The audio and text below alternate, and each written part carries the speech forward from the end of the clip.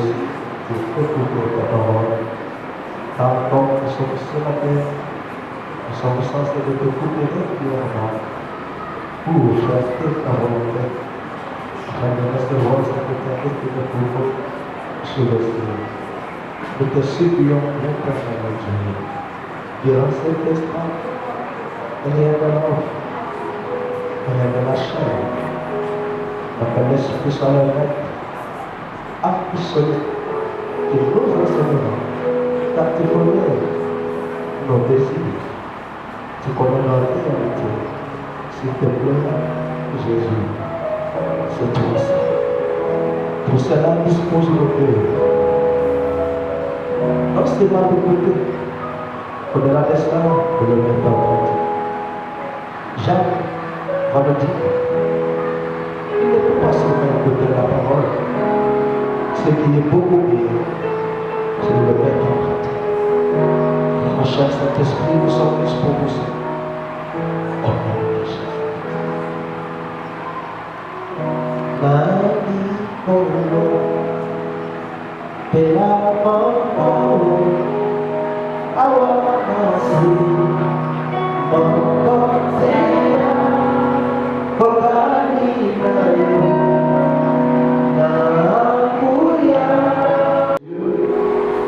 Nous voulons vivre ta puissance ce matin. Alors, que le temps. Au nom de Jésus-Christ, merci Seigneur Jésus. Amen. Nous sommes tous debout. Ne vous asseyez pas encore. Nous appelons le prédicateur, celui qui a commencé à notre relève sur un thème. Il y a aucun. Non. Amen. Mais ce matin, on ne sait pas comment c'est en français. Le deuxième, c'est bilingue. Donc, on parle ici de français. Là, on va vous interpréter. Le prédicateur, pour l'instant, il est très tard. Mais comme on est bien écouté, le deuxième thème, c'est là, ensemble, interpréter. Nous appelons le prédicateur, nous tous nous acclamons l'éternel Dieu pour la grâce. La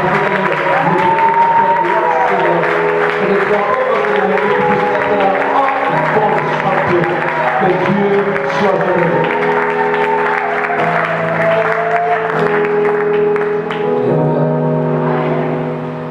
Je rends grâce à Dieu ce matin pour l'opportunité que nous donne de partager la parole. Je voulais encore dire merci, pasteur, pour cette grâce que vous me donnez d'être ici et de partager la parole de Dieu avec le peuple du Seigneur. Il y a des choses qui manquent à mon cœur avant que nous puissions entrer dans la parole. Je voudrais mieux d'abord qu'on puisse prier pour le pasteur. Les 3 premiers rois d'Israël, tous ont été choisis par Dieu. Tous ont été loin par Dieu. Mais seul un avait terminé avec Dieu. C'était David. Saoul avait fini par se couper la tête. Salomon avait fini par être un idolâtre. Et David, celle qui était dans la présence de Dieu, et il avait fini avec Dieu. Et je sens ceci monter dans mon cœur. Nous puissions prier pour le pasteur. Que Dieu continue à nous garder dans sa quête et dans son amour durant tout le long de sa vie. Il finit sa course comme Moïse, il finit sa course comme David, et qu'il finit sa course comme Abraham.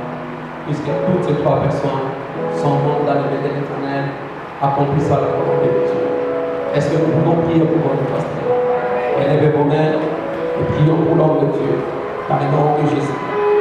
Éternel de gloire, éternel de fidèle, j'élève cet instrument en votre main et que tu choisis. Seigneur, tu l'as encore j'aime. Seigneur, il y a beaucoup qui sont égarés, beaucoup Seigneur qui ont perdu à besoin, beaucoup qui ont été emportés par les désirs de ces mondes.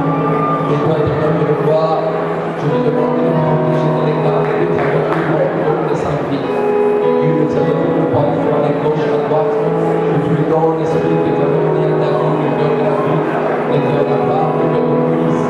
Je te prie dans le nom de Jésus-Christ, avec le devant le matériel, avec le devant l'amour de l'argent.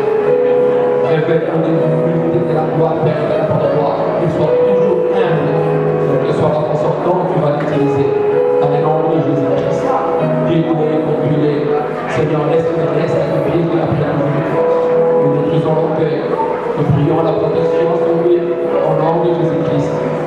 ces prières. Amen. Merci, homme de Dieu. Et la deuxième des choses, je vais vous demander de prier pour moi. Partout où je passe, si Dieu me fait la grâce, prêcher l'évangile, je demande trois choses. Il arrive de voir que peut-être Dieu le Père ne peut pas écouter ma prière. Mais je pense que dans cette multitude de personnes, il y a toujours une personne que Dieu va aider. Je me demande de prier pour moi. Pour la première des choses, c'est la crainte de l'Éternel. Et le Seigneur met sa crainte dans mon cœur durant tout le long de ma vie. La deuxième des choses, il me donne l'humilité. Et je reste humble devant lui, quel que soit qu'il va m'utiliser. Je vais toujours dire, même si j'arrive à réussir, de dire un mot et qu'il avait de voir, que je reste humble devant tout le monde de ma vie. Puisque je sais que l'orgueil détruit. Et la troisième des choses, je vous demande de prier pour moi qu'il m'aveugle devant l'amour du matériel.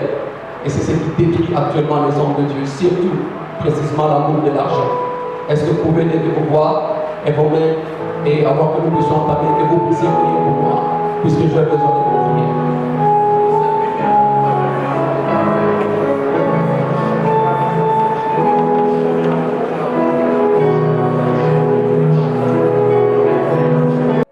Merci beaucoup. Nous ouvrons nos Bibles dans le livre de Marc chapitre 10. Nous allons lire un petit texte du verset 46 au verset 52. Le message que le Seigneur m'a donné de nous prêcher, c'est une question qu'il vous pose aujourd'hui. Il est venu avec une question, y a-t-il un homme? Y a-t-il un homme ici?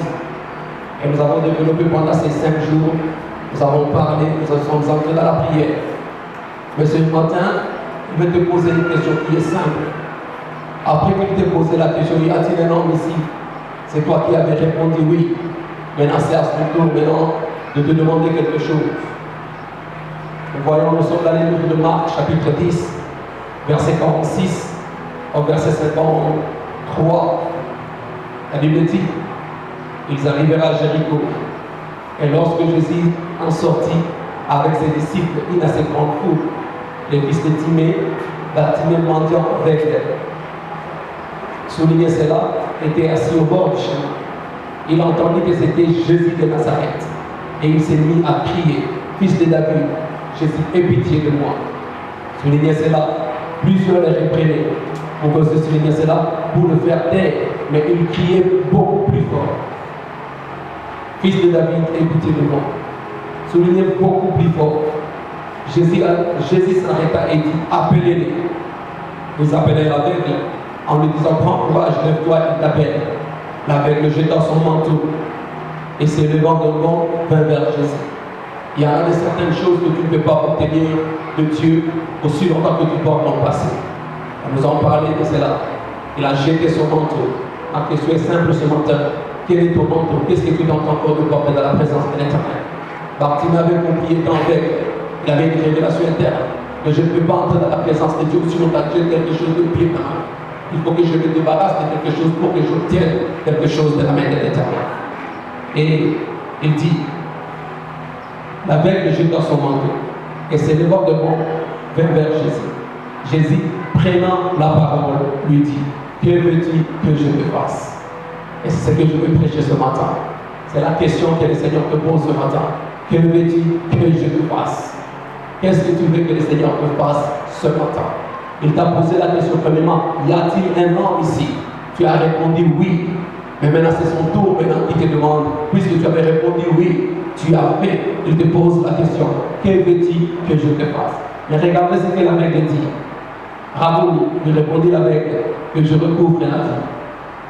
Et c'est là où nous avons parlé. Et Jésus lui dit, va, ta foi t'a sauvé. Aussitôt il retrouva la vie et suivit Jésus dans les champs. Amen. Seigneur, nous te rendons grâce à toi pour cette opportunité. Je prie que ta présence soit dans ces lieux.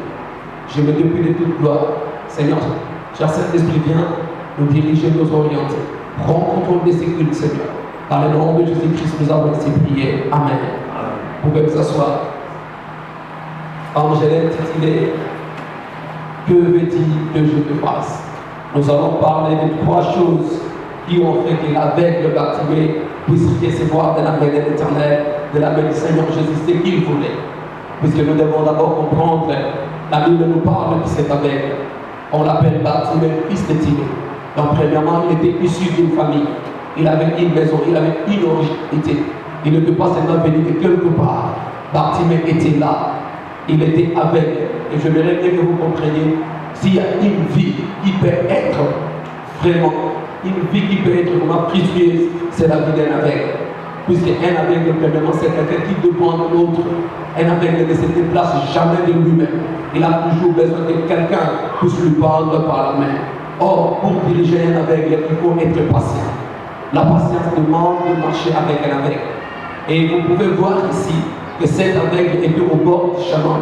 Et pour ceux qui connaissent Israël, vous pouvez comprendre qu'il y avait Israël à 4 saisons. Il y a l'été, il y a l'hiver, il y a le printemps, et il y a l'automne. Mais la saison la plus dure, c'est la saison d'hiver. Puisqu'en hiver, tout devient noir, tout devient blanc, tout devient tout stop, presque puisqu'il fait froid. Et comment est-ce que cet aveugle pouvait sortir en hiver pour aller dehors, aller mendier? Donc ses ressources et ses limites, et ses ressources étaient limitées. Il avait des limites, il n'avait pas les capacités. Mais il faut aussi comprendre, nous avons deux sortes d'aveugles. Nous avons un aveugle physique et nous avons un aveugle spirituel. Un aveugle physique, c'est celui qui est né sans yeux, qui est né sans vision. Mais un aveugle spirituel, c'est celui qui a deux yeux, mais qui ne peut pas voir. Et Jésus a décrit cela. Il a dit, un aveugle ne peut pas conduire un aveugle. Et nous voyons cela, tu peux être à la fois un aveugle physique, comme aussi être un aveugle spirituel. Toutes les deux choses peuvent jouer une combinaison dans ta vie. Mais nous parlons un peu de cet aveugle. La Bible ne nous dit pas exactement son âge. La Bible ne nous dit pas pour combien de temps il a été dans cette situation. Mais il faut comprendre que la vie de l'aveugle, c'est la vie qui est sombre. C'est un homme qui ne se déplace pas en dépendant d'une personne. Et parfois dans la vie, nous arrivons à un moment donné où nous voyons que toutes les choses deviennent sombres dans notre vie. Et là où les choses n'avancent pas, les choses n'aillent pas. Mais qu'est-ce qui a fait que cet aveugle puisse obtenir de la main de l'Éternel ce que l'aveugle voulait? Premièrement, nous allons parler de la puissance de la prière. Nous avons parlé de la prière l'autre fois, pendant ces 5 jours. Et il y a quelque chose dans la puissance, dans la prière que nous devons parler, c'est la persévérance dans la prière. Si vous regardez bien, l'aveugle a commencé, il a premièrement entendu parler de Jésus. Il a entendu parler de Jésus comme nous tous nous avions entendu parler de Jésus. Quelqu'un nous a prêché, quelqu'un nous a dit de Jésus. Mais ce qui était étonnant, quand il a entendu parler de Jésus, la première des choses que l'aveugle a commencé à faire, il a commencé à crier. Il a commencé à prier, il a commencé à demander, il a commencé à exposer son problème devant Dieu. Mais si vous regardez dans les textes très bien, le plus qu'il priait, le plus on lui demandait de se faire de ses têtes. Le plus qu'il priait, le plus que le problème augmentait. Mais aussi il faut comprendre quelque chose ici. Il faut entrer dans la profondeur. Qu'à chaque fois que Jésus se déplaçait par terre, il y avait toujours une foule derrière Jésus. Il y avait toujours une foule. Et je ne parle pas d'une foule de 10 personnes, je ne parle pas d'une foule de 20 personnes. La Bible dit parfois qu'il y avait une foule de 5000 personnes. Mais comment est-ce que cet homme pouvait élever sa voix au moment où la foule était si grande jusqu'à ce qu'il a capturé l'attention de Jésus-Christ? C'est ça la question qu'il faut se poser. Il arrive de fois dans la vie, tu traverses des problèmes et des difficultés, même ta voix devient la plus difficile pour prier et pour faire la sortie. Mais ce sont les moments les plus beaux que le Seigneur aime, puisque c'est ta persévérance qui va attirer le Seigneur vers toi. Il y en a certaines personnes, quand vous priez, vous ne recevez pas pour la première fois, vous vous reculez. Ce n'est pas ça. Le Seigneur veut que tu puisses persévérer dans la prière, puisque c'est la foi grandit plus dans la persévérance. La foi ne grandit pas souvent quand les miracles sont opérés. La foi grandit dans la persévérance de la prière. Le plus que tu cherches la face du Seigneur, le plus que ta foi aussi va grandir. Et cet aveugle, il y a autre chose, il était au bord du lit. Ce n'était pas dans la maison, ce n'était pas dans l'église, au bord du lit. Donc il était comme s'il se sentait écarté, comme si personne ne prêtait attention. Mais quelles que soient les circonstances, quelles que soient les conditions que cet aveugle traversait, il n'avait pas stoppé à implorer le nom de Jésus-Christ. Il n'avait pas stoppé à invoquer le nom de Jésus-Christ. L'aveugle n'avait pas regardé la grandeur de son problème, mais l'aveugle avait regardé la grandeur de son Dieu. Que son Dieu est capable de l'entendre et de l'écouter dans n'importe quelle situation de sa vie, dans n'importe quel endroit de sa vie. Je viens te dire quelque chose, quel que soit là où tu es, si tu élèves ta voix et que tu persévères dans la prière, le Seigneur va toujours exaucer tes prières. C'est quelque chose qui est très important. La persévérance.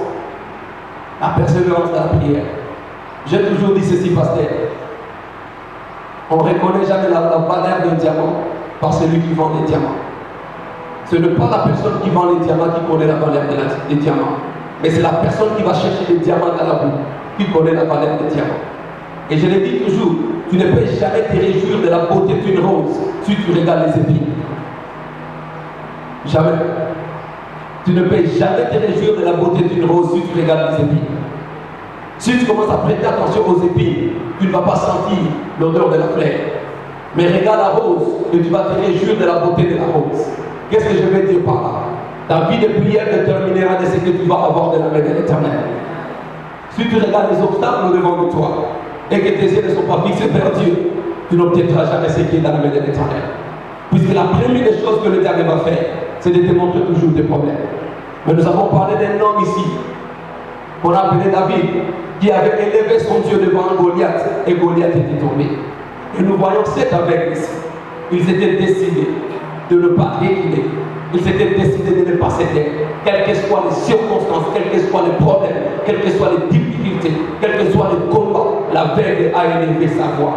Mais ce qui est étonnant, pasteur, avant que Jésus réponde, il y a déjà quelqu'un qui lui disait de se taire. Même dans l'église, il y aura toujours des gens qui vont te décourager. Ne croyez pas que toute personne qui s'assoit à tes côtés dans ton église a la même foi que toi. Il y a même de ces gens-là qui ont fait 20 ans, 15 ans dans l'église qui te diront que oh, ils ont compris. C'est que tu es en train de prier, ne se fera jamais. Mais c'est que j'aime avec la détermination de la foi. La foi voit la chose s'accomplir avant son accomplissement. Et cet aveugle ici avait compris quelque chose. Que si je continue à écouter les gens qui sont alentour de moi, je ne recevrai jamais ce qui est dans la main de l'État. Ce qui me donne plus de cet aveugle, il était aveugle physique, mais il avait une révélation éternelle. Il avait une révélation que beaucoup de chrétiens aujourd'hui n'ont pas. La persévérance dans la prière. On reconnaît un vrai chrétien sur ses genoux. On reconnaît un vrai chrétien quand le moment devient de plus en plus difficile et dur dans la vie. Est-ce que c'est dans ce moment-là que tu vas reculer ou bien c'est dans ce moment-là que tu vas avancer? Et il y a toujours un adage chez nous les hommes, nous le disons, et je pense que peut-être le pasteur va le dire. Souvent, on le dit, quand nous étions jeunes, que si tu es en train de courtiser une fille, et que si cette fille dit oui directement, c'est que tu sais que la fille est faible. Mais ces filles-là qui te font souffrir, qui te font de tout, je pense que le pasteur connaît. Toi-même, tu es cité. Même si je réussis, si c'est qu'un autre le courage de les réussir. Souvent avec Dieu, c'est comme ça. Il joue les cache-cache avec toi. Il se tait d'abord. Il regarde ton intention du cœur. Le fait que le Seigneur est silencieux, cela ne veut pas dire qu'il ne va pas répondre à tes prières. Parfois, il te teste. Et ce sont les meilleures choses qui prennent toujours le temps. Cet aveugle était déterminé de ne plus rester avec. Il avait compris que Jésus avait quelque chose d'importance et quelque chose de bien que lui, il n'avait pas. Et à chaque fois que tu vas avoir quelque chose dans la main d'une personne que toi tu n'as pas, il faut t'humilier devant la personne. Il faut te rabaisser devant la personne. Il faut supplier la personne. L'aveugle criait, l'aveugle haussait sa voix, l'aveugle allait au-delà. Il parlait de n'importe, il priait, il a persévéré dans la prière. Je vous demande ce matin, en tout cas, persévérer dans la prière. N'abandonnez pas votre foi. Ce n'est pas parce que Dieu n'a pas répondu la première fois. Cela veut dire qu'il ne va pas répondre. Je crois à ce Dieu de ticotac. Je ne révise pas. Mais je vais vous dire quelque chose, que Dieu ne répond pas toujours avec les ticotac. Et c'est ce qui a mené la magie dans l'église aujourd'hui. Puisque nous voulons seulement un Dieu qui va faire instantanément. Non, les meilleures choses de la part de l'Éternel durent. Il a pris avant 24 ans pour obtenir Isaac. Il a pris Isaac 20 ans de mariage. 20 ans de mariage pour obtenir Jacob et Esau. 20 ans de mariage. Je crois à ce Dieu-là de dictat. Mais je ne pense pas que Dieu est dictat à tout moment. Même Jésus lui-même, pour la première fois, il a prié pour une personne. Il a touché l'aveugle sur les yeux. Et il pose la question à cet aveugle. Qu'est-ce que tu vois? Et l'aveugle lui dit, je vois. Ça c'est Jésus. Ça c'est Jésus. Il dit que je vois des hommes comme des ânes. Et Jésus l'appelle, il prie pour lui pour la deuxième fois. Ça, je parle d'un homme de Dieu. Je parle d'un Dieu qui prie 2 fois. Et toi, puisque tu as prié seulement une fois, Dieu n'a pas répondu, tu veux fuir l'église? Non. On reconnaît les vrais chrétiens dans la fournaise. Quand le feu chauffe, Quand les choses deviennent difficiles, c'est dans ce moment-là aussi quand tu dis que moi aussi je vais élever ma voix, je vais persévérer, je vais continuer. Et je vais montrer au diable que cette situation ne va pas me briser. La persévérance dans la prière. Ne te décourage pas. N'abandonne pas. Parce que les choses deviennent dures dans ta vie. L'aveugle ne le voyait pas. Il a entendu. Il a entendu parler de Jésus. Comme toi aussi tu avais entendu parler de Jésus. Quelle est cette situation ce matin qui te tourmente jusqu'à ce que tu te sens comme si tu veux abandonner? N'abandonne pas. C'était en 2005, 2003, 2004, 2005, 2006, 2007, pasteur. Étaient des périodes les plus sombres de ma vie. Le plus sombre de ma vie. Et je me rappelle un jour, j'étais à 20 heures, pasteur. J'étais arrivé au point où je n'avais même pas de savon. Mon compte bancaire était fermé. Je n'avais pas la nourriture. Et je vous parle d'un pays là où tout devrait être du miel. J'ai mis les demandes d'emploi partout. Tout était fermé. Tout était sombre. Tout était fermé, tout était sombre. Et je me rappelle un jour, j'ai étalé ma Bible devant Dieu, de 20h jusqu'à 1h du matin. Là où je ne parvenais même pas à dire un mot, seulement des larmes coulaient de mes yeux. Et la question que j'ai posée à Dieu, qu'est-ce que je devais pour souffrir comme ça? Et je vous parle des États-Unis. Je manquais même les savons. Même les savons à prendre. Et les larmes me coulaient. Et je ne parlais pas d'une situation d'aujourd'hui bien demain. Mais j'avais fait une déclaration, j'ai dit à l'Éternel. Avec bénédiction ou sans bénédiction, j'ai été servi. Et quelque chose que je sais, quelles que soient les circonstances et les conditions dans lesquelles je suis, un jour tu me tireras et un jour je ferai ta gloire. Job dit, même si ma peau commence à se fondre et que mes os se sortent, je sais qu'à la dernière minute, mon rédempteur se lèvera. Ne te décourage pas plus que les choses semblent sombres. Ne te décourage pas plus que les choses sont dures. Ne te décourage pas plus que Dieu n'exauce pas encore de prière. Et je me rappelle, je suis revenu de l'église, pasteur. Je n'avais rien dans la maison. Il y avait seulement la farine. Et il y avait une petite quantité de farine. Et je prends la farine et je fais une petite bouillie. C'est comme si je faisais du coup. Mais ce n'était pas bien sorti. Et je prends les tomates. Je coupe les tomates et les oignons. Je coupe les oignons. Et je vais faire ça avec la sauce. Et c'est ce que je mangeais pendant 2 jours. Et quand je pris cette poudre, je mis dans ma bouche, les larmes me coulaient. Les larmes me coulaient. J'ai dit, qu'est-ce que je fais? J'ai entendu une simple voix me dire, je vais t'essuyer ces larmes. Je viens de te dire quelque chose. Si tu restes fidèle à Dieu et que tu persévères dans la prière, tu obtiendras ce qui est dans la main de l'Éternel. Ton Dieu ne mentira jamais. J'ai posé la question, j'ai posé des questions à Dieu. Qu'est-ce qui ne va pas? Et c'est le moment où j'étais plus à genoux. Je cherchais la face de l'Éternel, je gênais, je priais, mais tout était sombre. Je vous encourage comme c'est avec ce matin. Ne recule pas. Continue à avancer. Continue à persévérer. Mais pour obtenir aussi ce qui est dans la main de l'Éternel, il faut fermer les oreilles aux voix négatives qui viennent de l'extérieur. Puisque c'est ta relation avec Dieu qui te donnera ce qui est entre le mains de l'Éternel. Ces personnes-là qui te disent jour et nuit que ça n'arrivera jamais, ne connaissent pas ton Dieu. Il faut leur dire que mon Dieu ne ment jamais. Mon Dieu ne trompe jamais. Quand mon Dieu promet, il va délivrer. L'aveugle était déterminé. La persévérance te donnera toujours ce que tu as besoin de la main de l'Éternel. Ne recule jamais devant les obstacles. Dieu se glorifie toujours. Parfois, il se crée des situations en fait qu'il puisse se glorifier. Il se crée des situations en fait qu'il puisse s'exalter. Il pouvait diriger Israël d'une autre façon, mais il a conduit Israël devant la mer rouge. Écoutez ce qu'il a dit à Pharaon. Il a dit à Pharaon que j'étais élevé dans ce moment, en fait que je puisse me glorifier. Il faut toujours voir que cette situation et cette circonstance que Dieu est en train de traverser, c'est une opportunité que Dieu te donne en fait qu'il se glorifie dans ta vie et en fait que tes ennemis sachent que tu as réussi. Ne recule pas. Avance, persévère, continue. Oui, ça dure, ça prend du temps. Mais les bonnes choses prennent toujours du temps. La meilleure sauce que maman prépare prend toujours du temps. Et tu peux entrer dans la cuisine, tu veux que je dise non, non, ce n'est pas compris. Donne-moi du temps. Et quand tu arrives à la table et quand tu délivres la nourriture, et tu sens oui. La persévérance paie. La persévérance paie. Dieu s'approchera plus de toi quand tu t'approcheras de lui. Puisque c'est la persévérance qui va développer aussi ta vision. Quand tu commences à voir des choses spirituellement et que tu espères que ces choses vont arriver physiquement, le Seigneur aussi s'approchera de toi de plus en plus. Entre Malachie et Matthieu, jusqu'à ce que l'ange soit envoyé chez Zacharie, il y a plus de 400 ans, Dieu était silencieux. 400 ans, Dieu ne parlait pas. Le silence de Dieu, cela ne veut pas dire que c'est l'absence du Seigneur. Soyez prudents. Dieu ne parle pas tous les jours. Je crois aux prophéties. Je crois à l'Esprit de l'Éternel. Mais je ne crois pas que Dieu parle plus. Il y a des moments où le Seigneur reste calme. Le fait que le Seigneur est calme, cela ne veut pas dire que le Seigneur ne veut pas répondre ou bien il ne t'attend pas. Il regarde juste ton attitude.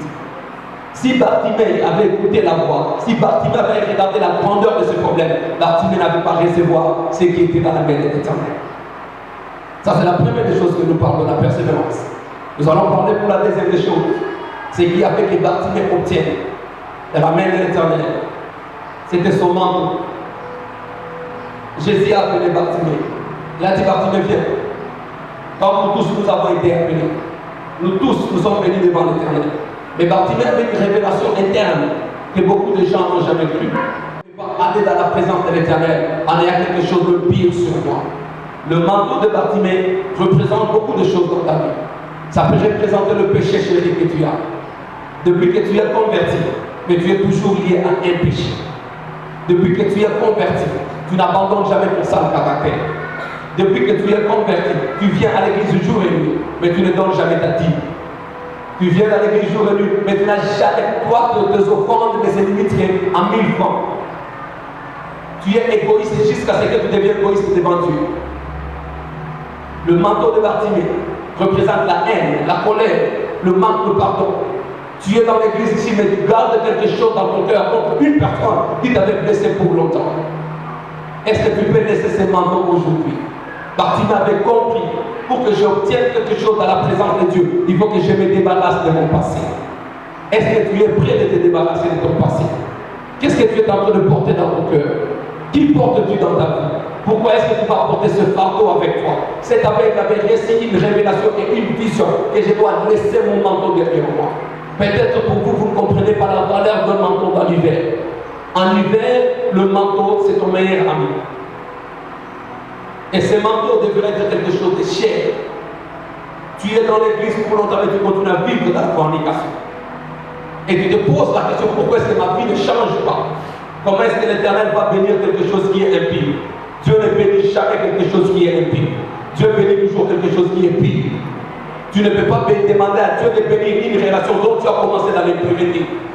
La fornication t'amènera toujours loin de la face de l'Éternel. Ce n'est pas parce que le monde le fait que c'est la toi aussi qui dois le faire. Écoutez très bien ce que la Bible dit. Il a laissé son manteau. C'était volontaire. C'était volontaire. La vraie repentance, la vraie confession commence d'abord par la prise de conscience. Quand tu regardes quelque chose qui te tourmente et qui t'appelle dans ta vie, qu'est-ce que tu es en train de porter dans ta vie? Qu'est-ce que tu as dans ton cœur? Cette haine, cette colère que tu gardes contre une personne ne te fera jamais voir la gloire de l'Éternel. C'est une barrière au devant de toi qui t'empêche de recevoir le meilleur de la main de l'Éternel. Libère-toi de ces manteaux comme Bartimée s'était libéré de son manteau.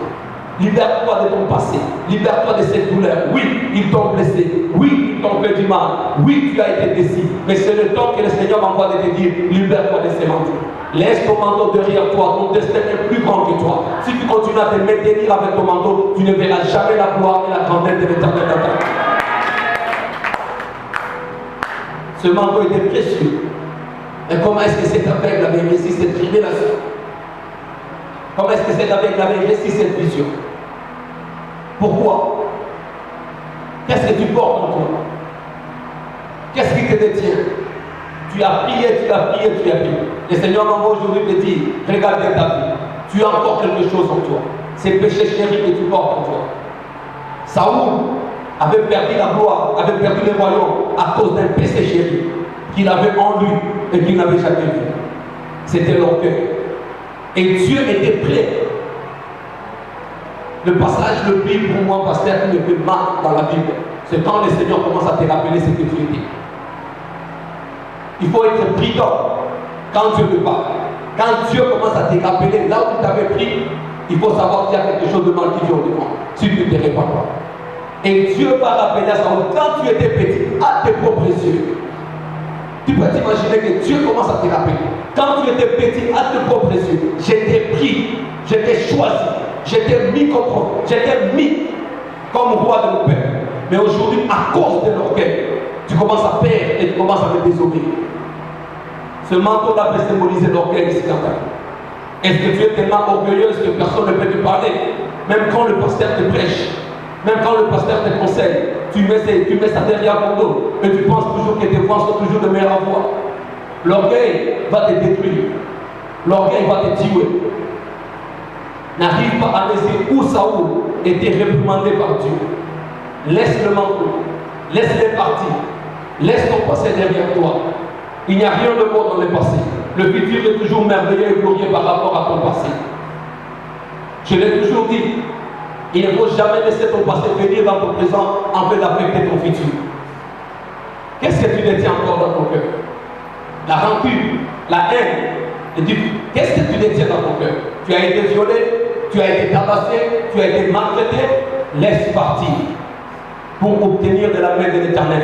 Laisse partir. Et je sens que dans ces lieux, il y a des gens qui doivent pardonner. La Bible dit que le pardon est une puissance qui libère. Pour longtemps, tu as tenu quelqu'un dans ton cœur, dans la prison de ton cœur. Il ne mérite pas cela. Si toi, Jésus t'avait pardonné, pourquoi est-ce que toi, tu peux aussi pardonner? Bartim avait reçu une révélation de laisser partir son manteau. Laisse partir ton manteau. C'était précieux. Et surtout en hiver, il faisait froid. Mais il a compris que ce que le Seigneur a dans sa main pour moi est plus précieux de ce que moi j'ai. Je dois laisser ce que j'ai, en fait que j'obtienne ce qui est dans la main de l'Éternel. Ton manteau, tu connais de ce que je parle. Ça peut être l'amour de l'argent. À chaque fois qu'on décrète les jeunes prières à l'église, toi tu es toujours là en train de chercher l'argent. Et depuis le jour que tu as commencé à chercher l'argent, tu n'as jamais eu. Tu donnes l'argent plus d'importance que ton épouse. Tu donnes l'argent plus d'importance que ta famille. Tu donnes l'argent plus d'importance que tes enfants. Tu donnes l'argent plus d'importance que l'œuvre de l'Éternel dans cette maison. À chaque fois qu'il y a gêne, à chaque fois qu'il y a quelque chose, toi tu donnes toujours des raisons. Ton amour envers l'argent a même surpassé l'amour que tu avais pour Dieu. C'est le temps d'abandonner cette vie. C'est le temps de laisser ses manteaux. Ricky, laisse l'Éternel prendre la première place dans ton cœur. Il t'appelle, il te dit, viens, j'ai quelque chose de merveille pour toi, mais j'ai besoin aussi de ta collaboration. Regardez toujours, il y a toujours deux parts dans la vie des chrétiens. Il y a la part de Dieu, il y a aussi la part de l'homme. J'aime Jérémie chapitre 29, verset 11. Le Seigneur dit, je connais le projet que j'ai formé pour toi. Les projets de paix, les projets de bonheur, en fait de te donner un avenir plein d'espérance. Et beaucoup se limitent là. Ça, c'est la part de Dieu. C'est comme le pasteur peut dire à son fils, que non, j'ai déjà planifié quelque chose pour toi. Une fois que tu finis les études, j'ai mis une voiture pour toi. C'est là ce que je te demande, c'est de me donner un diplôme d'État. C'est tout. Maintenant, le pasteur avait sa part. Mais souvent, on se limite toujours dans le verset 11. Mais regardez le verset 12. Il commence maintenant à dire, ainsi vous m'invoquez. Moi je fais ma part. Toi aussi tu dois faire ta part. Ainsi vous m'invoquerez et vous me trouverez. Et si vous me cherchez avec tout votre cœur, je me laisserai trouver par vous. Il met son plan. Mais il te demande aussi de faire ta part. Et c'est comme ça dans la vie chrétienne. Il y a la part de Dieu, il y a aussi la part de l'homme. Et il dit toujours, si tu fais le premier pas, je ferai le second pas. Peut-être que tu te dis, tu ne sais pas ce que cet homme m'a fait. Je sens ce matin que tu dois pardonner quelqu'un ici. Il y a l'esprit qui doit pardonner. Tu as gardé cette personne dans ton cœur pour longtemps. Laisse-les partir. Laisse la personne partir. Elle ne mérite pas d'être dans la prison de ton cœur. Fais le premier pas et moi je ferai le second pas. Tu as toujours essayé, mais cette fois-ci l'opportunité t'est donnée comme Bartimée. Prends la décision. Le meilleur changement dans la vie d'une personne commence par la décision que tu vas prendre intérieurement. Prends la décision. Sois comme Bartimée. Laisse ses manteaux. Laisse ses manteaux. Ton passé est derrière toi, mais ton futur est devant de toi. Il dit bien, si vous m'invoquez, moi je fais ma part. Quelle est ta part aujourd'hui? Quelle est ta part? Et ce que j'aime, c'est avec a répondu à la voix du maître. Quand il a entendu, il a dit, appelez-le. Il est venu directement. Directement. Combien de fois tu as reçu l'appel dans cette église? Combien de fois le Seigneur t'a appelé de les servir? Combien de fois le Seigneur t'a dit d'abandonner de certaines choses que tu ne veux pas abandonner? Le Seigneur t'appelle ce matin. Le Seigneur te dit abandonne cette vie. Laisse ton manteau partir. Et tu verras ce que moi j'ai dans ma main est toujours meilleur de ce que toi tu peux me donner. Dieu ne travaille jamais avec le passé. Dieu travaille toujours avec le futur. Si Dieu travaillait avec le passé, il n'allait pas tirer Abraham dans sa patrie. Ton passé n'a pas d'importance devant Dieu. C'est ton futur qui a l'importance devant Dieu. C'est pourquoi il a fait sortir Israël d'Égypte pour l'amener dans le Canaan. Tu veux entrer dans le Canaan? Laisse ton manteau partir. Il m'a encore demandé de dire, laisse ton manteau partir. Pardon, libère-le, laisse-le partir. Et la troisième des choses que nous allons parler ici, c'est ce qui est dit, la précision dans la prière. Et c'est ce que j'ai aimé avec Bartimée. Il y en a beaucoup de chrétiens qui ne reçoivent pas de la main de l'Éternel parce qu'ils prient en désordre. La précision dans la prière. Sois précis dans tes prières. Il y en a de certaines choses que Dieu va te donner directement, mais il y en a de certaines choses qui vont prendre du temps petit à petit. Quand je me sentais que j'étais près de me marier, je suis allé dans la prière et je commence à demander à Dieu de me donner une femme. Pasteur, la première des choses que je demande à Dieu, c'est de me donner une femme qui craint Dieu. Qui craint Dieu. J'étais précis, puisque je voyais ce qui est important de vivre avec une femme qui craint Dieu. Je demandais une femme qui craint Dieu. La deuxième des choses, je demande à Dieu de me donner une femme qui va plus m'approcher de lui et non loin de lui. Et je vous dis que Dieu m'a fait la grâce. Il arrive que quand ma femme va me dire, pasteur, je vois que ces derniers temps tu ne pries plus comme tu priais auparavant. Je sens comme si la vie de la prière dans cette maison a diminué. Sois précis dans tes prières. Dieu est un Dieu de précision. Si Dieu a donné une vision précise à l'aigle, c'est qu'il est prêt. Il est précis dans tous les détails de ta vie. Ne lui cache absolument rien. Quand tu lui parles, va directement droit au but. Il a posé à l'aveugle la question. Que veux-tu que je te fasse? Ça c'est un aveugle. Si vous regardez, c'est comme si c'est une insulte. Mais je suis aveugle, je t'appelle, je t'invoque. Mais tu viens encore une fois me poser cette question. Non, non, non, non, non, non. Dieu travaille avec les désirs de ton cœur. Peut-être que cet aveugle avait des problèmes dans son foyer. Peut-être que cet aveugle voulait être riche. Peut-être que cet aveugle était malade. Peut-être que cet aveugle avait beaucoup de demandes. Mais il voulait d'abord te demander, que veux-tu que je te fasse ce matin? Et c'est la question que Dieu te pose ce matin. La précision de la prière. Et cet aveugle n'avait pas hésité. Il connaissait les primordiales pour lui. Il a dit, je vais voir. Pourquoi est-ce que l'aveugle a choisi la vision? Puisqu'il était fatigué de dépendre aux autres. Puisqu'il voulait être indépendant. Puisqu'il voulait vivre sa propre vie. Puisqu'il voulait aller dans son destin sans l'aide d'une personne le pousser. Dieu te pose la question, que veux-tu que je te fasse? Combien de fois tu as prié? Combien de fois tu as prié? Sois précis dans tes prières. Et je demande à Dieu, je dis donne-moi une femme propre. Je n'aime pas la saleté. Je vais vous dire que ça c'est une autre page, on peut ouvrir un autre jour. Mais je demande à Dieu de me donner une femme propre. Et je vous dis que Dieu m'a béni avec une femme propre. Jusqu'à ce que moi-même, parfois, je me dis qu'il a exagéré. Sois précis, frère. Qu'est-ce que tu demandes à Dieu quand tu demandes une conjointe? C'est, qu'est-ce que tu demandes à Dieu? Quels sont les caractéristiques et les critères que tu demandes à Dieu quand tu demandes un mari? J'étais encore de parler avec une amie avant que je vienne aider sa vie. Elle m'a dit quelque chose qui était étonnant. Elle m'a dit, homme de Dieu, il y en a des certains frères, quand ils t'approchent, tu sens la sainteté. C'est comme si lui, avec le Saint-Esprit, partage le même lit. Mais quand il ouvre sa bouche, l'odeur qui sort de sa bouche te fait même oublier le Saint-Esprit. Attention, le frère, les sœurs vous observent. Les sœurs vous observent, attention. Et je lui ai dit, je lui ai posé la question, qu'est-ce qui s'est passé? Il y a un frère qui m'avait approché. Quand le frère prie, tu sens comme s'il va t'amener au paradis. Mais quand tu t'approches de ce frère, il ouvre sa bouche. Jésus, tu oublies même la prière qu'il avait faite. Oh! Et elle me dit, je lui dis, mais pourquoi? Elle ne sait pas ce que j'ai demandé à Dieu. J'ai dit, oh, la précision, mon frère, sois précis. Sois précis dans la prière. Qu'est-ce que tu demandes à Dieu? Qu'est-ce que tu veux que Dieu fasse pour toi? La règle était 3 mobiles. Dieu a demandé à Salomon, demande-moi tout ce que je veux et je te donnerai. Et c'est là où le Seigneur m'a montré quelque chose. Pourquoi tu penses que tu peux manipuler Dieu? Salomon a dit, j'ai besoin de la sagesse et de l'intelligence. Regarde bien. Salomon a dit, j'ai besoin de la sagesse et de l'intelligence. Il a demandé quelque chose qu'il en avait besoin à ces moments. Et quand Dieu te demande que veux-tu, tu veux lui dire la sagesse et l'intelligence. Non, peut-être que Dieu veut épuiser cet orgueil en toi. Peut-être que ce n'est pas l'argent que tu en as besoin. Ce sont les besoins primordiaux maintenant que nous parlons. Peut-être que c'est la paix dans ton mariage. Peut-être que c'est la paix dans ta vie. Tu as besoin de l'argent, tu commences à prier pour l'argent mais que tu n'es pas encore préparé.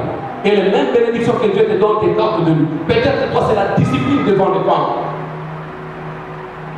Peut-être que toi c'est la bouche. Puisqu'à chaque fois que toi tu ouvres la bouche, tu causes toujours des problèmes. Demande à Dieu de t'aider de contrôler ta bouche. Peut-être que c'est la colère qui te tourmente, qui te mélange. Et tu as perdu relation après relation à cause de ta colère. Et tu demandes à Dieu de te donner l'argent. Ou bien tu demandes à Dieu de te donner une promotion. Que veux-tu que Dieu te fasse ce matin? Sois précis dans la prière. La veille était directe avec Dieu. Les meilleures prières, parfois, ce ne sont pas les prières de 7h, 8h, 10h. Non. Ce sont les prières que tu vas devant le Seigneur, tu dis, Seigneur, j'ai besoin de toi. J'ai un problème très sérieux avec ma colère. Si tu ne m'aides pas, je vais perdre beaucoup dans ma vie. David a dit au Seigneur, crée en moi un cœur pur. Puisque David avait compris qu'il commençait déjà à s'égarer de Dieu. Il avait compris qu'il avait un problème de femme. Et si Dieu le laissait avec ce même cœur-là, il n'allait pas voir la gloire de l'Éternel. La règle est très précise, simple. Et regardez ce que Jésus a dit. Va, ta foi t'a sauvé. Qu'est-ce que tu demandes à Dieu depuis le début de l'année? Est-ce que tu mélanges de prière? Est-ce que tu mélanges de prière? À chaque fois que le Seigneur me demandait Israël, qu'est-ce que tu veux que je fasse? Tout ce que je demandais à Dieu, la première des choses, c'était la crainte de Dieu. J'ai dit, Seigneur, donne-moi ta crainte. Je vais te craindre durant tout au long de ma vie. Je suis un être humain, je peux faillir aujourd'hui et demain. Mais je vais t'aimer. Et un jour, il me pose la même question, je lui dis non, il me dit non. J'ai checké cette prière. C'était en 2001. Nous avions une retraite de famille. Et on avait un pasteur. On priait pour tout le monde. Et je suis venu devant. Quand j'arrive, il y a une prophétie qui est sortie. Le premier jour, le Seigneur me dit, Israël, je t'aime. Je vais t'utiliser. Mais l'orgueil va te faire tomber. Ça, c'est devant toute la famille. Et j'étais calme. Le deuxième jour, j'arrive encore au retour. La même femme revient. Elle me dit encore, l'orgueil va te détruire. Tu vas aller loin, mais l'orgueil va te détruire. Et ce qui est étonnant, moi et ma mère, à ce moment, on ne s'attendait pas. Alors c'est comme si Dieu t'expose. Là où tout le monde te pointe les doigts. Et le troisième jour, même chose. J'ai mangé encore, et la prière vient encore, la même prophétie. L'orgueil va te détruire. Et je me suis dit, qu'est-ce qui ne va pas avec ces femmes? C'est seulement moi qui vois. Toutes les personnes, j'ai recevais de bonnes prophéties. Moi, c'était l'orgueil va te détruire. Pasteur, après cette retraite, je suis allé dans une prière pendant 7 jours. J'ai dormi par terre. J'ai crié à Dieu. Et j'ai appliqué le principe de bâtiment. J'ai dit, Seigneur, quelle que soit la crainte, quelle que soit la racine de l'orgueil, enlève cela. Picola, enlève cela, emmène ça loin de moi. Puisque je ne veux pas finir comme ça. Et le 6e jour, quand le Seigneur me dit, j'ai exaucé ta prière. Ma question est simple. Quelle est ta prière ce matin? Qu'est-ce que tu demandes à Dieu ce matin? Quels sont les besoins primordiaux dans ta vie? Est-ce que Dieu te demande à Dieu tu demandes à Dieu une femme tandis que tu vis chez tes parents? Au lieu de demander à Dieu de te donner d'abord un travail, de te donner une maison et puis tu vas te marier. Tu vas porter la charge dans la maison de tes parents. Oh, reste calme maintenant. Jeune fille, je crois à la foi. Mais la foi n'est pas bête. Il vient te draguer, il vient te proposer 10 minutes d'aller chercher du boulot. Est-ce que je peux avoir les amens chez les filles? Je crois à la foi. Je crois à la foi. Je crois que Dieu a la possibilité de changer. Mais bon, si tu n'as pas l'habilité de prendre soin de la vie d'autrui, laisse-la tranquille. Demande d'abord du travail. Et puis va chercher la fille. Tu ne vas pas te présenter chez nous au mois de juin 2010 et puis venir doter 7 ans après. Oh, le Seigneur verra. Non, le Seigneur verra, je ne révise pas. Mais toi aussi, tu dois aller faire quelque chose. Je crois à la vie des jeunes et prières. Je crois que le Seigneur répond. Mais je crois aussi à un Dieu qui veut que tu fasses quelque chose. Bartimée avait dit, je vais voir. Demande-lui d'aller chercher du travail. Jeune fille, le garçon te drague. Je ne réfléchis pas. Dieu vient d'une manière à une autre. Mais va d'abord observer comment est-ce qu'il se comporte devant ses parents. Surtout envers sa mère. Puisqu'un homme qui ne respecte pas ta mère ne te respectera jamais. Est-ce que je peux avoir de certains amis, je le sais. Un homme qui ne respecte pas sa maman ne te respectera jamais. De la même façon dont il traite sa maman, c'est de la même façon dont il va te traiter. Frère, que veut-il que Dieu fasse pour toi? Alors, nous sommes calmes. Je parle de juste quelque chose de simple. Des choses qui ont fait que Bartimée obtienne ce qu'il voulait de la main de l'Éternel. Sois précis dans la prière. Sois précis dans la prière. Ne va pas demander à Dieu de faire seulement les droits puisque tout le monde fait les droits pour impressionner les gens de la famille. Peut-être que Dieu veut que toi tu vas dans la menuiserie. Et c'est à travers la menuiserie qu'il va ouvrir les portes pour toi. Tu as un talent, tu es un menuisier, mais tu as honte. Est-ce que c'est possible que tu lui dis, Seigneur, j'ai un talent, tu m'appelles à être menuisier, perfectionne mes dents et ouvre-moi la porte en fait que j'aille loin. Mais toi, tu veux seulement faire les droits puisque tout le monde parle français.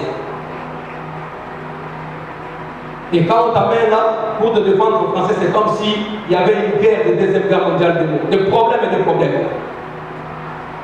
Quel veux-tu que le Seigneur te fasse? Quel est ton talent? L'aveugle pour le voir pour aller à son destin. Toi de ton côté, qu'est-ce que tu fais? Je te pose ces questions ce matin.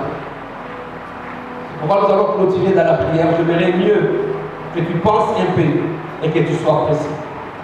Et je peux vous dire, parfois tu demandes à Dieu, il ne va pas délivrer ça aujourd'hui. Mais tu verras l'accomplissement de ce que tu lui demandes petit à petit. Il a pris 800 ans pour que la prophétie d'Ésaïe à propos de Jésus puisse s'accomplir. Je ne dis pas que cela sera la même chose avec toi, mais c'est juste pour te montrer que les meilleures choses parfois prennent du temps. Au moment de l'accomplissement, de la libération de la prophétie, de la promesse et de l'accomplissement, il y a toujours un temps de préparation. Bartimée, que veut-il que le Seigneur fasse pour toi? Bartimée, c'était ses yeux. Il voulait voir. Toi, qu'est-ce qui te tourmente? Qu'est-ce qui t'embête? Qu'est-ce qui t'embête? J'étais en train de écouter un prédicateur qui m'a fait rire. Il était en train de courtiser une femme, une fille, qu'il voulait marier. Et il a demandé à Dieu, donne-moi les signes que si c'est ma femme. Ce qui était étonnant parce qu'il est parti chez la fille. La fille ne savait pas. Le pasteur ouvre la porte, le portail, la fille était au milieu. Elle était en train de trembler.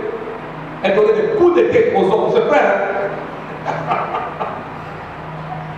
Elle tremblait sérieusement. Frappez ses frères sérieusement. Le prédicateur a dit, Seigneur, merci, tu sais comment parler. Ça, c'est la mort que tu veux me décrire. Il était précis. Il a dit, je demandais à Dieu une femme douce, une femme calme. Je l'ai suivi.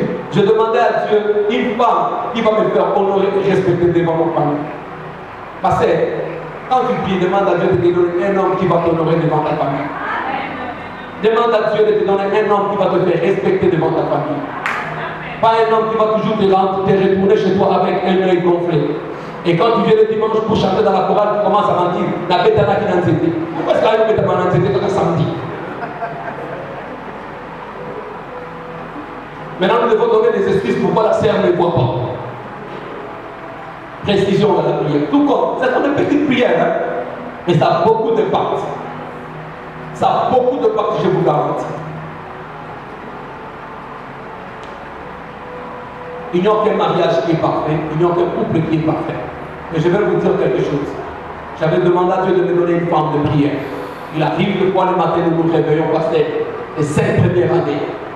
On prenait au moins 2 heures à 3 heures de temps de la prière chaque jour. Il y avait des combats, il y avait des prières. Elle va prier en langue, je vais prier en langue, nous allons passer longtemps dans la présence du Seigneur. Et sans cela, on serait déjà divorcé. Puisqu'il y a eu des attaques. Un aigle ne peut épouser qu'un autre aigle. Il est impossible d'être aigle et d'épouser un vautour. Et vous les filles, soyez prudents. Soyez prudentes. Il y a beaucoup de vautours là-bas. Les vautours ne mangent que ce qui est mûr, ce qui est mort, ce qui est pourri. L'aigle mange la nourriture fraîche. Que veut-il que Dieu te fasse? Qu'est-ce que tu demandes à Dieu? Regarde un peu ta liste là. L'homme que tu as demandé à Dieu, six-pack, comme on dit, bien costaud, mais la tête vide. Quand il s'habille, tu vas penser que c'est le petit frère de Jimé. Mais quand tu l'ouvres sa bouche, c'est tout le monde qui goûte. Toi, tu suivais la beauté, mais non pas la tête. Mais je pense que tu as besoin de la tête et de la beauté. Que veux-tu que je te passe de ce matin? Simple. Frère, je ne suis pas seulement la beauté. Elle peut être une Dalila pour ton ministère. Ces sourires-là que tu vois va te séparer avec ta famille. J'allais toucher à un point, mais je suis ici, je ne veux pas dire ça. Mais non.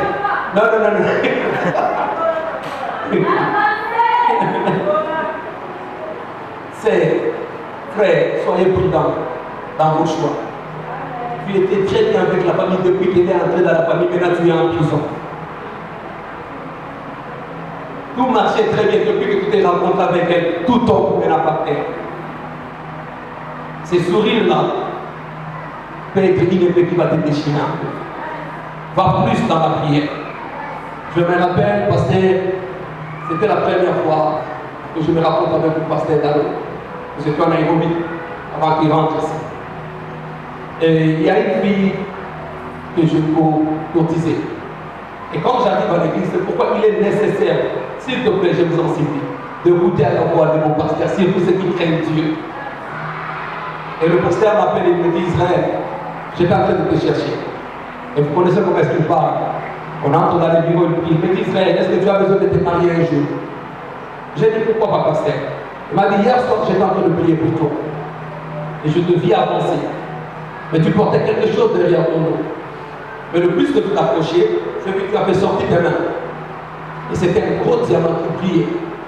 Et tu es arrivé quelque part, c'était comme la forêt. Et j'ai vu le chef de bande s'asseoir avec les autres à côté. Et il a dit, attaquez-les. Il a dit, je vis des hommes avec les armes sortir pour t'attaquer ton diamant. Prendre le diamant. Mais Jean, quand il dit, non, il n'envoie pas les hommes, il va taper les hommes. Envoyer des femmes. Le pasteur a dit, je vis des filles de toutes couleurs. Ce n'est pas toi qui les cherchais, ce sont eux qui venaient, avec l'objectif de prendre ces diamants entre deux mains. Et la vision est partie. Et il me dit, quand je priais pour toi, je commence à demander à Dieu, et le Seigneur me dit que cette vision, les diamants que tu vois, c'est son ministère. La réussite dans ton ministère dépendra du choix de la femme que tu feras. Et il me dit, Israël, même si tu sens que ton cœur peut quitter les corps, tu vois une femme, papa, rentre à genoux, prie, demande à Dieu si telle est la volonté du Seigneur. Et il a prié pour moi. Il a dit, Seigneur, donne-lui une épouse qui va l'aider à faire l'aide. Et je vous dis qu'à chaque fois que j'ai dit à ma femme, le Seigneur m'a dit, elle me dit aussi, c'est Dieu qui a dit, il va faire ça.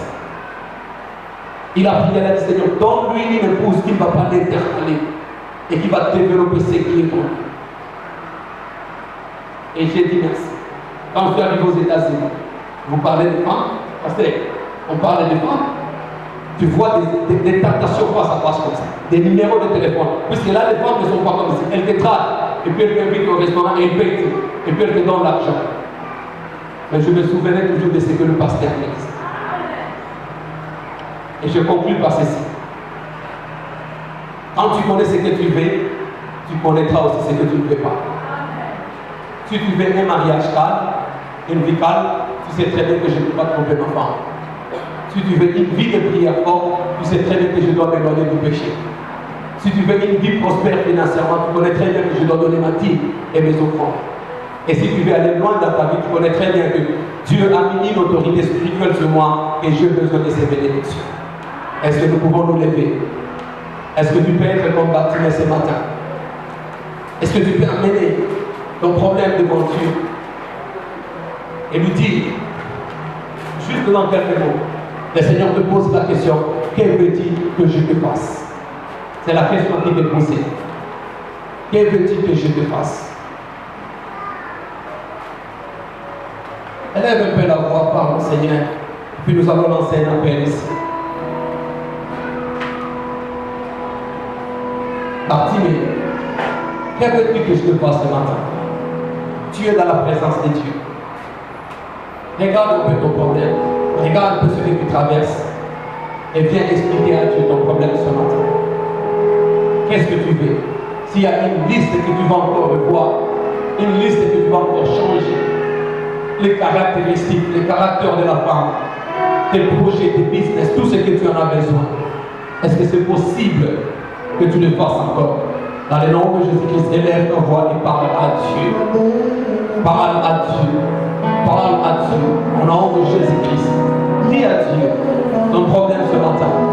Dis à Dieu tes difficultés ce matin. Au nom de Jésus-Christ. Sois précis dans ta prière. Sois précis dans ta prière. Sois précis dans ta prière.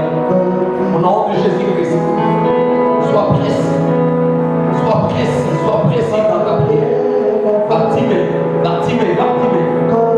Dis à Dieu ce que tu veux que Dieu te fasse. Que veux-tu que je te fasse ce matin?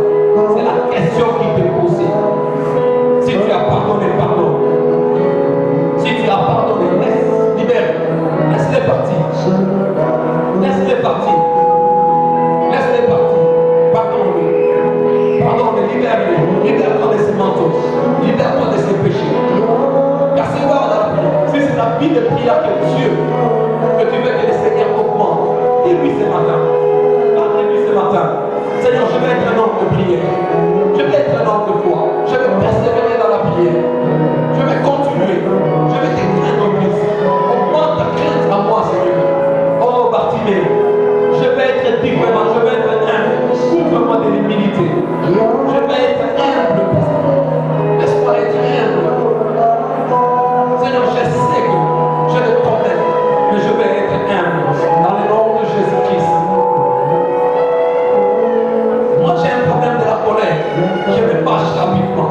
Je n'ai pas la patience. Augmente ma patience. Moi, ce n'est pas l'argent que j'en ai besoin. Moi, c'est la patience que j'en ai besoin. C'est la patience, c'est la maîtrise devant le bras. C'est la maîtrise, le contrôle de soi que j'en ai besoin. Viens, Seigneur, aide-moi. Je vais être dans Bartimée aujourd'hui. Je vais obtenir.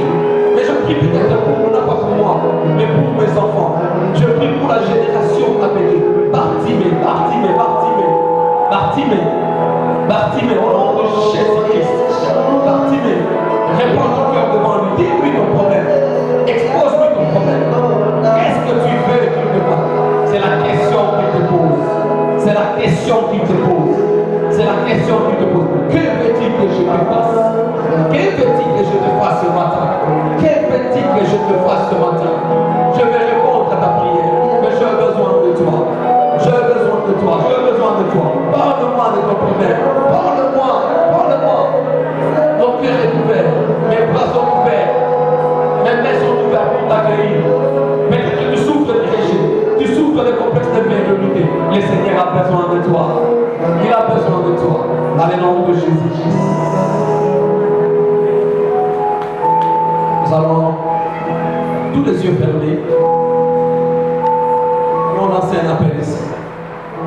Si tu es parmi nous et que tu n'as jamais reçu Jésus-Christ en tant que Seigneur et Sauveur, ou bien tu marchais pour Dieu et que tu as trébuché, tu ne vis plus pour lui. Quand Jésus avait appelé Bartimée, il t'appelle ce matin. Viens. Avance ici, nous allons prier. Nous allons t'introduire à l'homme qui a changé vie, qui a changé la vie du pasteur. Tu vas devenir comme l'un de nous ici.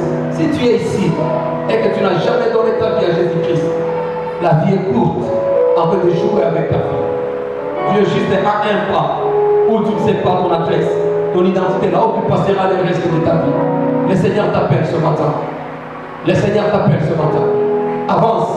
Viens, nous allons prier. Viens. Il ne faut pas avoir honte. Il a dit que si celui qui me régnera devant le Père, devant les gens, moi aussi je le régnerai devant le Père. Celui qui aura honte de moi devant le Père, devant le monde, moi aussi je vais honte de lui devant le Père. Viens. Si tu es ici et que tu sens que tu as besoin de recevoir Jésus-Christ en tant que Seigneur et Sauveur, avance. Avance. Avance mon Père. Avance ma sœur. Afin que tu reçoives Jésus-Christ en tant que Seigneur et Sauveur. Dans le nom de Jésus-Christ. Dans le nom de Jésus-Christ. Dans le nom de Jésus-Christ. Dans le nom de Jésus. Seigneur, je te remercie pour ce que tu as fait. C'est toi qui avais commencé avec nous comme Alpha et tu as terminé avec nous comme Omega. J'ai pris que la parole d'aujourd'hui touche le cœur et demain dans le cœur. Tu avais posé la question, y a-t-il un homme ici? Et il y a des gens qui ont répondu oui, ton peuple avait répondu oui. Et aujourd'hui, tu as dit qu'il veut que je te fasse. Et ce peuple t'a exposé leurs problèmes. Je te demande maintenant que tu répondes à leurs problèmes. Que tu répondes et que tu donnes la solution à tout ce qui leur dérange et tout ce qui leur tourmente. Dans le nom de Jésus-Christ, éternel de gloire. Dans le nom de Jésus-Christ, Papa. Réponds, Seigneur. Je laisse mon peuple entre tes mains. Nous commençons la semaine avec toi. Je le bénis au nom de Jésus. Fortifie les mains qui sont affaiblies. Fortifie les cœurs qui pleurent. Console les cœurs qui pleurent. C'est-là qui sont découragés, fatigués, qui étaient prêts d'abandonner. Laisse que tu puisses les aider à persévérer.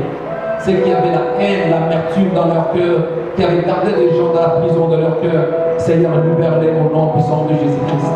Aide-les à libérer ces gens. Et c'est là, Seigneur, qui n'étaient pas précis dans leur prière. Ils ont compris maintenant la précision dans la prière. Donne-les les désirs de leur cœur. Car tu as dit dans Psaume que tu nous donneras les désirs de ton cœur. Réponds maintenant, Seigneur, à la prière de ce père, à la prière de cette soeur, de la maman, du papa qui ont prié. Dans le nom de Jésus-Christ, nous avons ainsi prié. Amen. Amen. Que le Seigneur vous bénisse. On acclame la parole de Dieu. Merci beaucoup. On peut se mettre. Le Seigneur, nous allons recevoir la bénédiction finale venant du pasteur Israël. Le thème est levé, les yeux fermés, nous allons recevoir la bénédiction finale.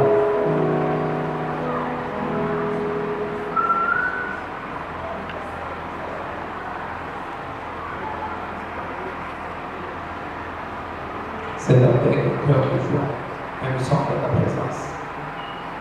Je bénis ton Père et je te demande que tu ouvres les églises des cieux sur tous ceux qui ont s'aimer, tous ceux qui ont participé. Il y a un changement total. La Bible me dit que quand Joseph était entré dans la maison de Potiphar, même Potiphar sut que Dieu était avec Joseph. J'ai prié que partout où ils iront, qu'ils soient des agents d'échange. Seigneur, que le monde reconnaisse qu'ils ont un Dieu. C'est Dieu que nous appelons Jéhovah Jireh, Jéhovah Chidkenu. Je prie, éternel de gloire, que tes bénédictions les accompagnent durant tout au long de leur vie. Que les gens soient étonnés. La Bible me dit que Laban avait dit à Jacob, j'ai appris par divination que si je suis venu, c'est à cause de toi, puisque tu as un Dieu. Laisse que cela soit ainsi avec ton peuple. Que le monde voit que le Dieu de pasteur Josué est un Dieu vivant, qui a des yeux pour voir, qui a des oreilles pour écouter, et qui a une bouche pour parler, et qui répond à la prière. C'est pourquoi, éternel, nous voici commencer cette semaine. Nous la commençons avec toi comme Alpha en paix, et nous allons la terminer avec toi comme Oméga en paix. Nous libérons les anges au-devant de nous au nom puissant de Jésus-Christ.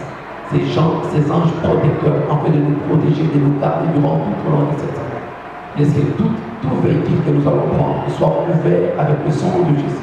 Toute nourriture que nous allons manger soit purifiée, sanctifiée avec le sang de Jésus-Christ. Toute eau que nous allons boire soit purifiée, sanctifiée avec le sang de Jésus. Et laisse que tes anges aplanissent nos chaînes pour nous au nom puissant de Jésus-Christ. Laisse que ta lumière scintille et brille sur nous au nom de Jésus-Christ. Puisque tu es un Dieu de distinction. Distingue ton peuple. La lumière qui était à gauche soit sur la vie de ton peuple. Au travail, dans les affaires, dans tout ce qu'ils feront, qu'ils soient la tête et non la queue, qu'ils soient les premiers et non les derniers. Seigneur, je bénis leur foyer, qui est du calme, qui est la paix, qui est l'harmonie dans leur mariage, dans leur maison. Au nom de Jésus, je confesse et je prononce et je déclare la prospérité dans tout ce qu'ils feront. Qu'ils prospèrent comme prospère l'état de leur âme au nom puissant de Jésus. Laisse que l'esprit de prospérité les accompagne. Dans le nom de Jésus, nous détruisons tout échec. Dans le nom de Jésus, nous détruisons tout plan de l'ennemi. Dans le nom de Jésus, bénis ton peuple de la couronne de leur tête jusqu'à la pointe de leurs pieds.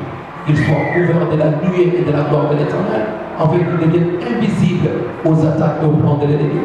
Dans le nom puissant du Seigneur Jésus-Christ, nous avons ainsi prié. Amen.